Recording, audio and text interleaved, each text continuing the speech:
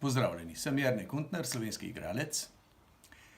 Delam v gledališču, na filmu, televiziji in tudi režiram slovenske sinhronizacije kinorisank.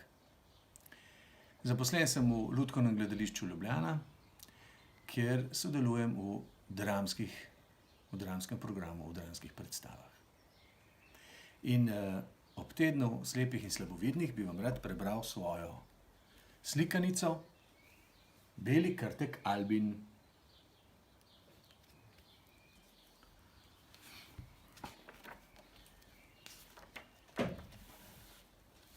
Pod visokimi planinami je bila dolina. Sredi te doline se je na obronku smrekovega gozda bohotil velik cvetoč travnik. Na njem so si uredile svoja domovanja mnoge travniške živalce. Pod največjo kislico je živel gospod Pajek Pavel. Pod najbolj košato travniško kaduljo je imela svoj domek družina kobilice Mice. V bujnem glogu na robu travnika pa je prebivala metuljčica Meta. Travnik je bil na gosto posejan s krtinami. In pod najvišjo smreko se je z najlepšo krtino ponašala družina Krt. Sestavljali so jo očka Krt, mamica Krt in njunih 5 otročičkov. Bili so čisto navadna krtja družina, vendar z majceno posebnostjo. Pravzaprav ni bilo z njimi nič narobe, samo eden izmed 5 krtkov je bil drugačen od drugih. Bil je čisto bel. In temu belemu malčku so se posmehovali vsi krti, krtki in drugi prebivalci travnika. Vsi so ga gledali po strani in mu govorili: "Ja, kakšen pa si ti, saj si kot snežna kepa." In tako so ga tudi klicali. Snežna kepa. Kepa, snežna kepa, so se norčevali njegovi vrstniki, ko se jim je hotel pridružiti pri igri. To je belega krtka zelo žalostilo. Mamica ga je sicer tolažila, vendar je imela veliko dela in ni imela časa zanj. Zato je bil krtek pogosto osamljen.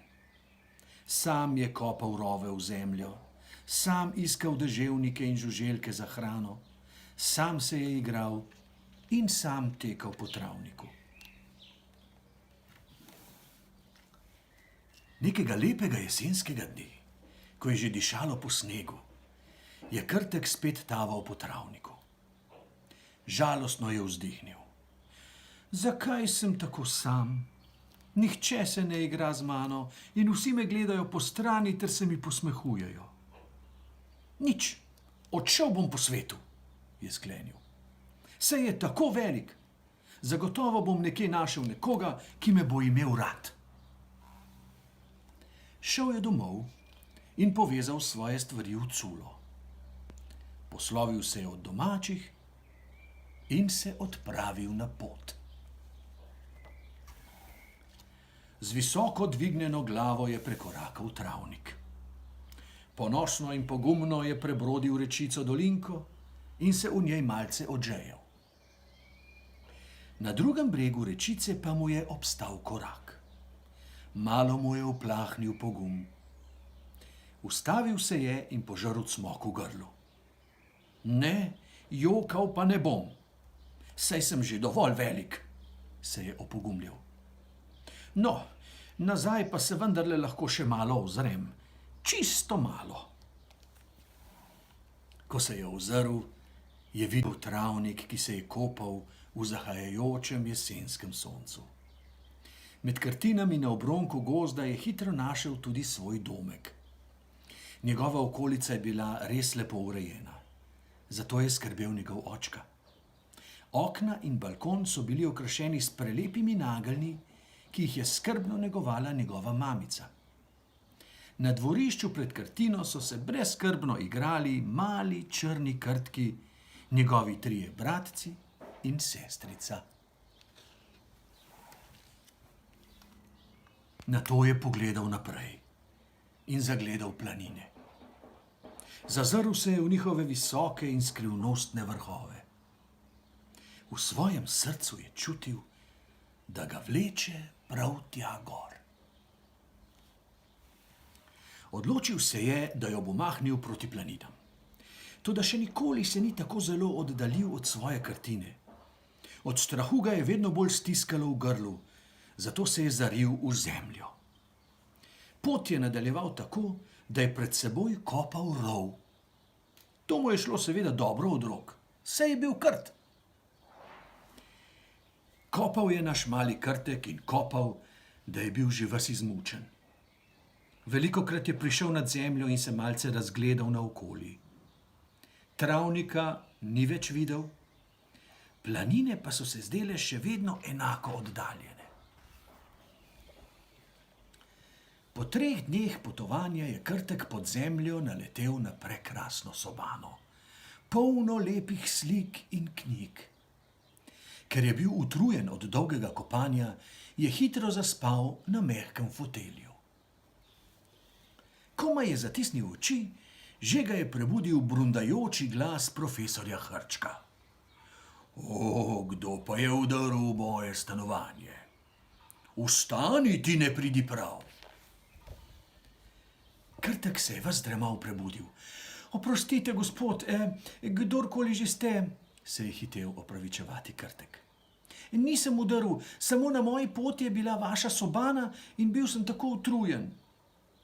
No, že v redu, malček, je z mirnim glasom rekel profesor Hrček in sedel v udoben fotelj. Tedaj pa si je dobro ogledal Krtka. Saj ti si vendar čisto bel, imenitno. Krtek je onemel. Končno je našel nekoga, ki se mu je zdel njegov beli kožušček lep, celo imeniten. Pa rdeče oči imaš, neverjetno, je še dodal profesor. Ti si vendar albino Krtek. Kaj sem jaz? Je z velikim zanimanjem vprašal Krtek. Ti si albino Krtek. Albini rečemo živalim, ki se rodijo z belo dlako in rdečimi očmi, je modroval profesor Hrček. Res si nekaj posebnega. Kako ti je pa ime? Nimam imena. Vsi me kličejo Snežna kepa, je rekel Krtek in žalostno povesil glavo. Potlej pa naj ti bo ime Albin. Beli Krtek Albin. Prav? Prav, je z navdušenjem vzkliknil Krtek. Končno imam tudi jaz ime. Kam si pa vendar namenjen, Albin? Ga je radovedno vprašal profesor Hrček. Ne vem, proti planinam me vleče. Potem pa le prisluhni svojemu srcu, mu je potrdil profesor. Srce te vedno usmerja na pravo pot. In tako je profesor Hrček dal novih moči našemu Krtku Albinu. Poslovila sta se in malček je nadaljeval svojo pot proti planinam. Spet je vsake toliko časa pokukal nad zemljo, da bi videl, če je na pravi poti. Kmalu pa je postajalo kopanje zmeraj težje. Zemlja je bila vse bolj trda in mrzla. Moči so mu že čisto pošle, zato je Albin sklenil, da bo tu njegove poti konec. In pogledal je na plano.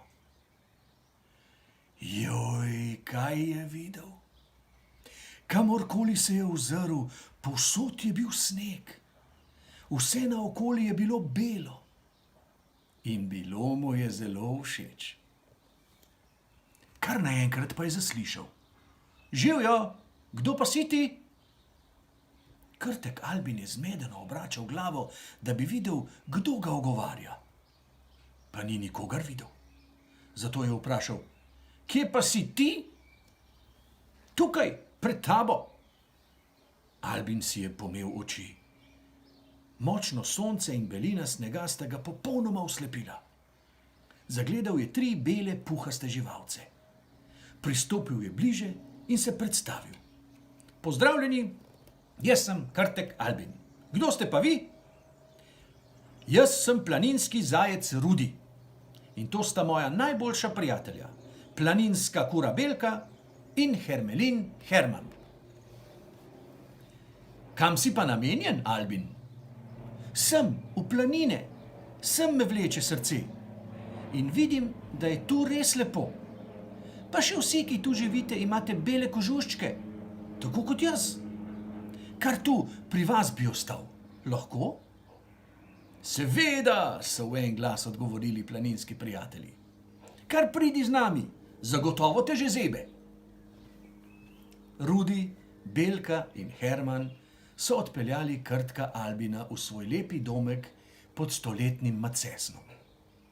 Postregli so mu topel planinski čaj, narejen samo iz posušenih zelišč in rožic, nabranih okoli njihovega domovanja. Albinu je bilo resnično toplo pri srcu, ker so ga novi prijatelji tako lepo sprejeli. Nihče se ni posmehoval njegovemu belemu kožuščku.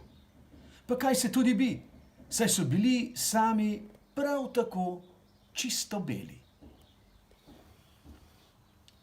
Albinu se ni bilo težko odločiti, da bo njegov novi dom prav tukaj, med planinskimi živalmi. Zaradi snega in mraza si sicer ni mogel narediti krtine, pač pa si je poleg macesna uredil lep in prijeten domek. Krtek Albin je bil prvič v življenju resnično srečen. Družil se je z belimi planinskimi zajci, belimi snežnimi kurami in belimi hermelini. Vsak dan so se igrali na snegu, se sankali, smučali, kepali, delali snežake in tekali za belimi snežinkami. Ob večerih so se doma greli ob prijetnem ognju in srkali topel planinski čaj. Albin je lepo skrbel za svoj novi domek.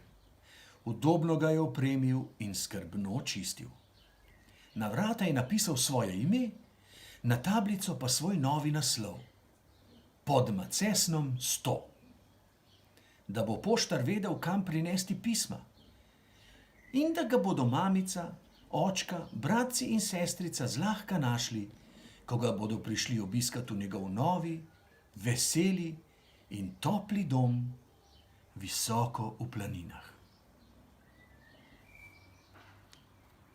Tako, jaz sem končal. Upam, da vam je bilo všeč. Hvala lepa.